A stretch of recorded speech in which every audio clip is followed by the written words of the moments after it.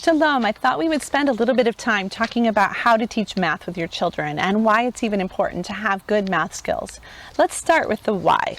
Why should we want our children to excel at math? And I tell you what, it's hard to want our children to excel at math when we struggle so much with it ourselves. So actually, one of my secret little hidden hopes for our arithmetic program at Homeschooling Torah is that mom will actually learn to like math too.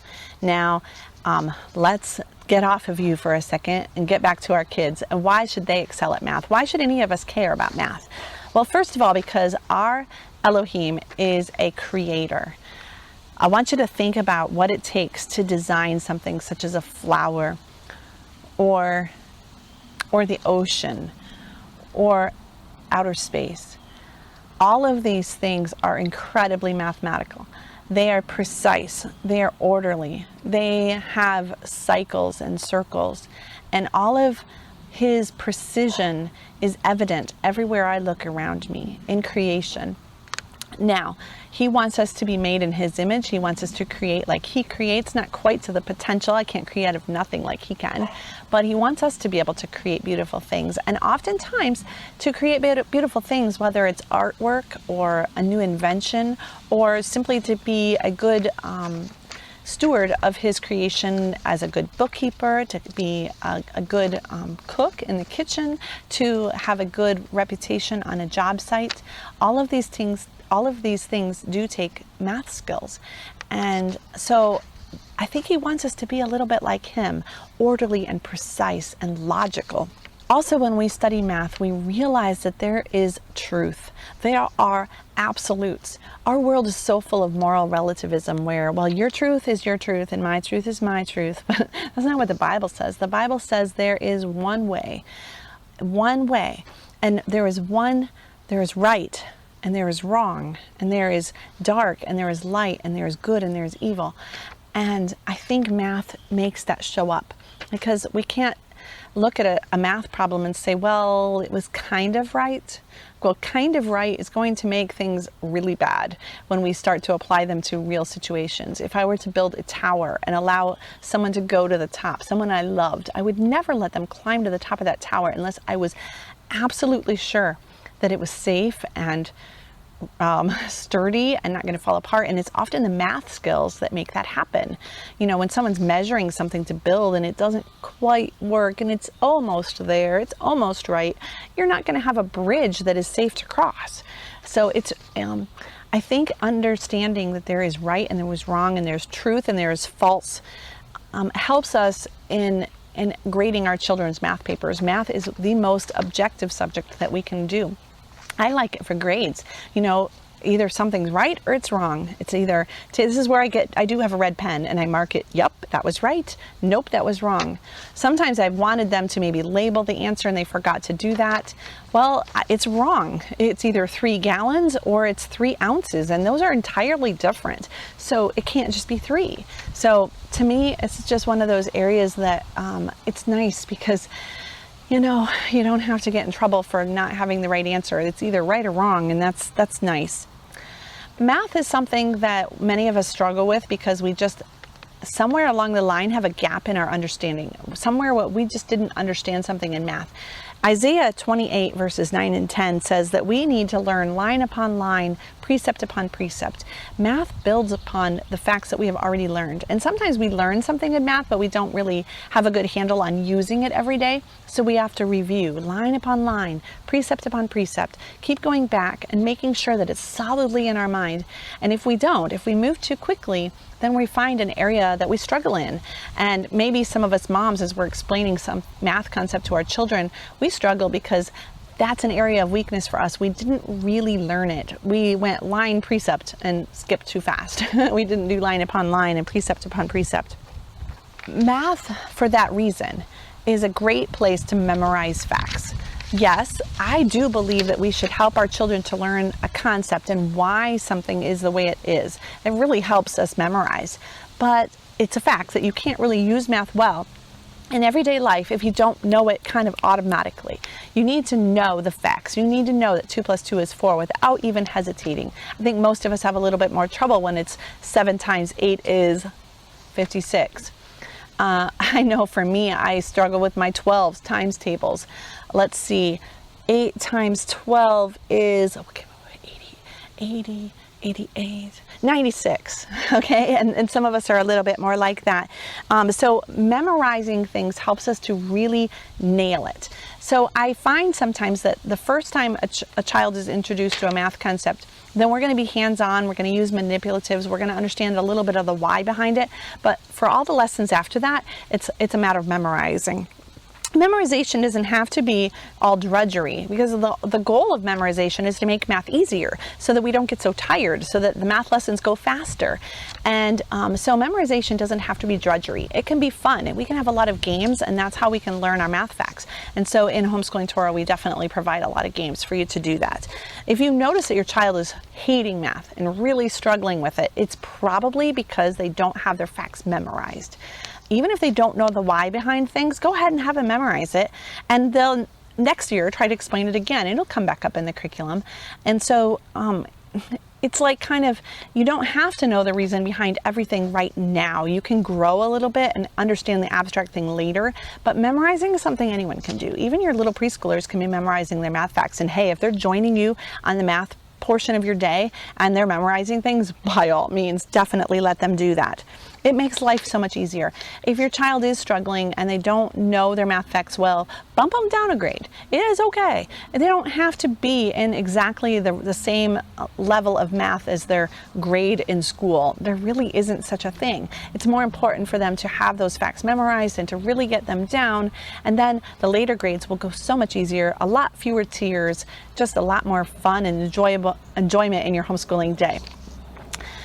Math teaches us also to finish a job with excellence, to be neat, and to do our very best. I think this is an important character quality, finishing what we started, doing things even on days that it's hard. I noticed that around 4th grade and sometimes later around puberty, children really do struggle with finishing what they have started, and there is some endurance that needs to be built up. And I don't think it should be all endurance. Maybe they're in too hard of a level and you need to back them down.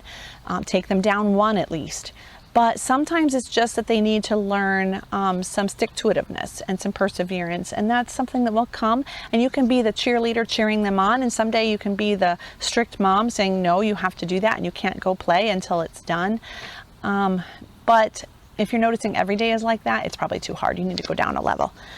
It is also a fun area that you can have some competition in a family. If you have more than one child that you're homeschooling, and I know this doesn't apply to everyone, but if you do, this is a fun area to introduce some fun competition. You have to make sure attitudes stay good, encouragement and humility, and not bragging and pride. You can tell by the way people talk to each other which way it is, but as long as everyone is having a good attitude, competition helps because it speeds everybody up. It's fun to win a prize, and you don't have to actually have physical prizes. It can be everybody's cheering. So if somebody wins a round in a math game or a board game, and you have bad attitudes and somebody's angry because they didn't win, then we need to work on attitudes, and that's a good way of finding out that, hey, there's a problem there. We need to get rid of that weed in our garden. But we could also, by example, cheer for the winner and say, hey, everybody, let's congratulate Casey. She did a fantastic job on that. Yay! And that makes her feel good, but it also teaches everyone else to have a good attitude. Math teaches self-discipline in so many ways. Self-discipline to stick to a problem until it's finished. I think that most math errors, especially when you get above 4th grade, happen because a child starts daydreaming in the middle of a math problem. You know, they're doing a long division and they're about halfway through, and suddenly there's a squirrel outside, and then they come back to it and they make a mistake. So self-discipline is when we learn to start a problem and work all the way through and not stopping until we finish. And that's a skill. It's not something that comes right away. You have to encourage that in your child. You have to remind them and keep at it. But over time, you'll find that your children, you know, they might daydream between problems, but one problem, they're gonna finish it. It also teaches obedience, because sometimes a child doesn't want to do math and they have to simply obey. So math is good because it shows all kinds of character weaknesses, but it gives you something to work on. And it lets you as a mom, got your sticky note handy, say, you know what, we really have a problem with a bad attitude when something is difficult. And maybe we need to look up some verses on that. I would recommend getting a book called For Instruction in Righteousness. It's available at doorpost.net, and there's all kinds of topics in there, including these kinds of topics. And you can look up, what does the Bible say about this bad attitude or this laziness, and it even has creative ways that you can teach it. So get that sticky note out, write down those character problems, and math is going to show them, probably more than other areas are. So what are the various areas of arithmetic available to you at Homeschooling Torah?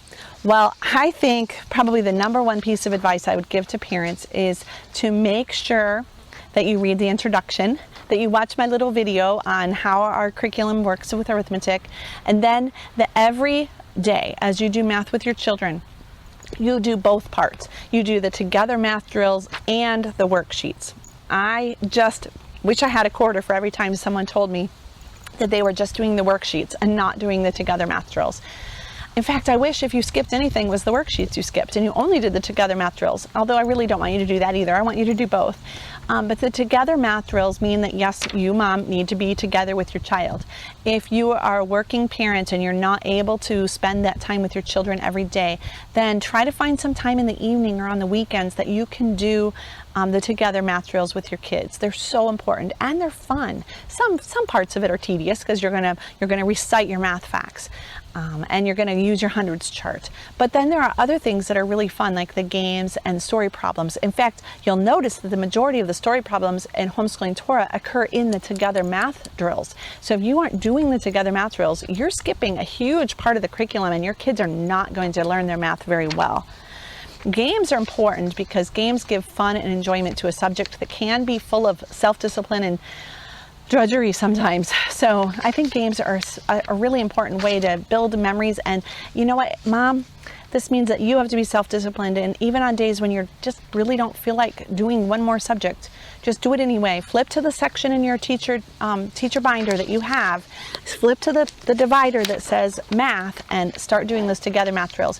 It is nice to know that you can do kindergarten through third grade. All of those students that you have, they can do their math drills together, and then you can do 4th through 8th grade together.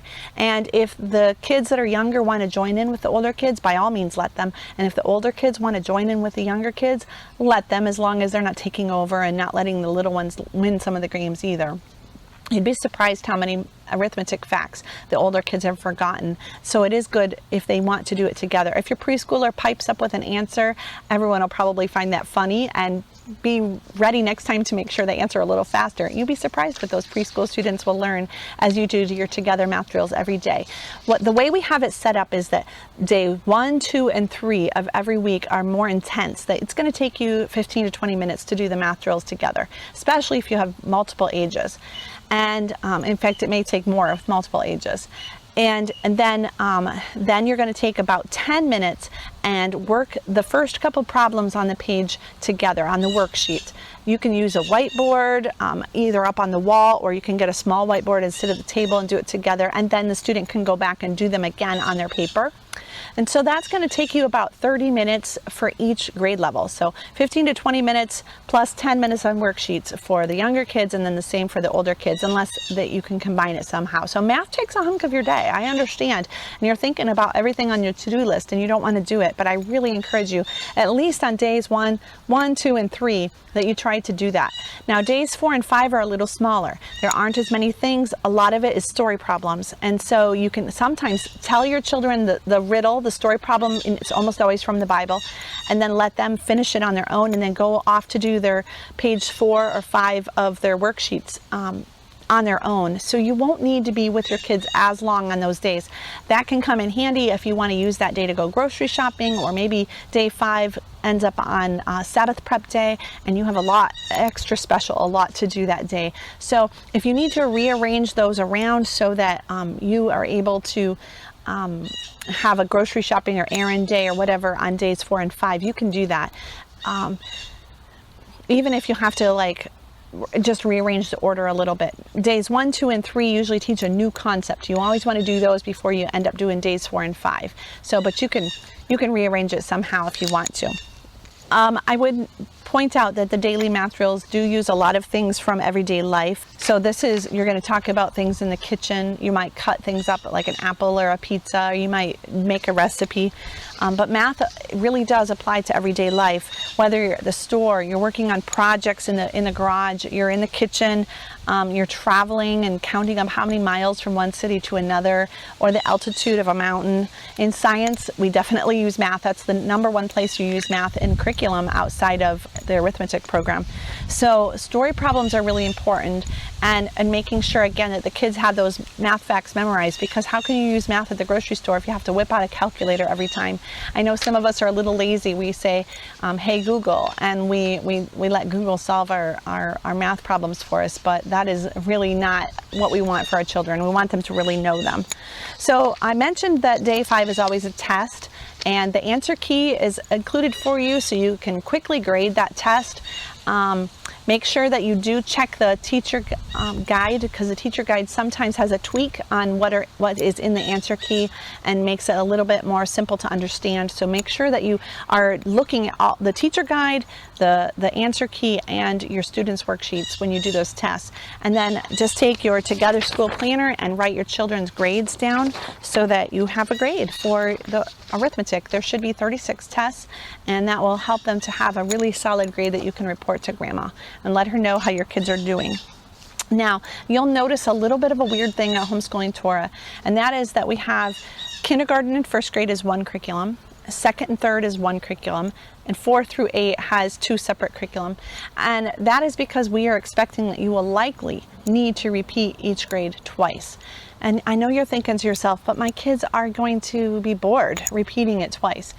I have used this with math curriculum with my own children. I have 7 children. And I used it with all but the oldest because he graduated before we were making Homeschooling Torah. But I used it with everyone else, and I noticed that they did not remember the specific problems that were on week 13, day 4, a year later. They just don't remember. And in fact, math becomes easy for them. They repeat that grade they repeat the K1, they repeat second, third, and they repeat the 4 through 8. They have 2 different ones to repeat there. And that repetition has felt comforting to my kids. They have really gotten a good handle on math. And in fact, my younger 2 children have gone through the math curriculum even faster than their older siblings.